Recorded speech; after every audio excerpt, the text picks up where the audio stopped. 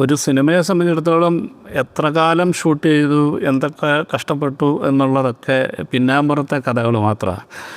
അതിന് ഒരു ബാധ്യതയും കാണികൾക്കില്ല എന്നുള്ള തിരിച്ചറിവ് ഫിലിം മേക്കേഴ്സിനുണ്ടാകണം എന്നുള്ളതാണ്. എന്ന് പറഞ്ഞുകൊണ്ട് ഇത് ആരും മനസ്സിലാകുന്നില്ലല്ലോ, ഞാൻ 10-11 കൊല്ലം ഷൂട്ട് ചെയ്താണ്. അങ്ങനെയല്ല, നമ്മൾ അത്ര കഷ്ടപ്പെട്ടിട്ടുണ്ടെങ്കിൽ അതിൻ്റെ ഒരു റിസൾട്ട് സിനിമയ്ക്ക് ഉണ്ടാകുമ്പോഴാണ് നമുക്ക് അത് മാത്രമാണ്. സിനിമ നമുക്ക് 24 മണിക്കൂർ കൊണ്ട് റെക്കോർഡുകൾ സൃഷ്ടിച്ച് സിനിമ ഉണ്ടാക്കുന്നവരുണ്ട്. ഞാൻ ഒരു 10-15 വർഷക്കാലം കൊണ്ടൊരു സിനിമ ഉണ്ടാക്കി എന്ന് പറയുന്നത് അതിൻ്റെ സാഹചര്യങ്ങളാണ്. അപ്പം സിനിമ പൂർണ്ണമായും നമ്മുടെ ഒരു ക്രിയേറ്ററിൻ്റെ മനസ്സിലെ ചിന്തകൾക്ക് അനുസരിച്ച് അല്ലെങ്കിൽ അനുയോജ്യമാകുന്ന, എന്തുകൊണ്ട് ഇത് അനുയോജ്യമാകാതിരിക്കുന്നു? ചില ലൊക്കേഷൻ നമുക്ക് ഇഷ്ടപ്പെടാതെ പോകുന്നു. അപ്പം നമ്മൾക്ക് ഇഷ്ടപ്പെടുന്ന ലൊക്കേഷൻ നമുക്ക് ചിലപ്പം പെർമിഷൻ കിട്ടാതെ പോകുന്നു. ഇങ്ങനെ പല പല കാരണങ്ങൾ ഉണ്ടാവാം. ചിലർ പറയുമ്പോൾ കടുംപിടുത്തമെന്നൊക്കെ പറയാം, ചിലപ്പോൾ അല്ലേ, കോംപ്രമൈസ് ചെയ്യുന്നില്ല എന്നൊക്കെ പറയാം. പക്ഷേ ഇതൊന്നും എനിക്ക് തോന്നുന്നു ഒരു സംവിധായകനെ സംബന്ധിച്ചിടത്തോളം ശ്രദ്ധിക്കേണ്ട കാര്യമല്ല. പ്രേക്ഷകരെന്താണ് അതിന് വില കൊടുക്കുന്നത്? നമ്മൾ കഷ്ടപ്പെട്ടു, ശരിയാണ്. അതിന് എങ്ങനെ പ്രേക്ഷകർ അതിനെ കാണുന്നു, നോക്കിക്കാണുന്നു, സിനിമയെ വിലയിരുത്തുന്നു എന്നുള്ളതിന് ഏറ്റവും പ്രധാനം.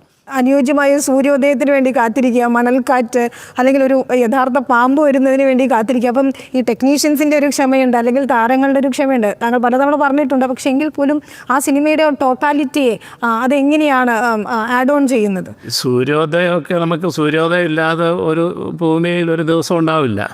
പക്ഷേ ഒരു ആട് ക്യാമറയുടെ മുന്നിൽ വന്ന് മൂത്രം ഒഴിക്കണമെന്ന് പറഞ്ഞു കഴിഞ്ഞാൽ ചില പ്രയാസമുള്ളൊരു കാര്യമാണ്.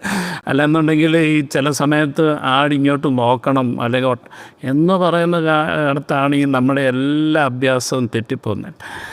അപ്പം ശരിക്കും പറഞ്ഞു കഴിഞ്ഞാൽ ആട് മൂത്രം ഒഴിക്കുന്നത് നമ്മളെപ്പോഴും കാണാറുള്ളൂ, അല്ലേ? നമുക്ക് വേണ്ടിയപ്പോഴല്ലെന്ന് മാത്രമേ ഉള്ളൂ. ക്യാമറയുടെ ഒരു ലെൻസിൽ നമ്മൾ ഫിക്സ് ചെയ്യുമ്പോൾ അല്ലാന്നുള്ളൂ.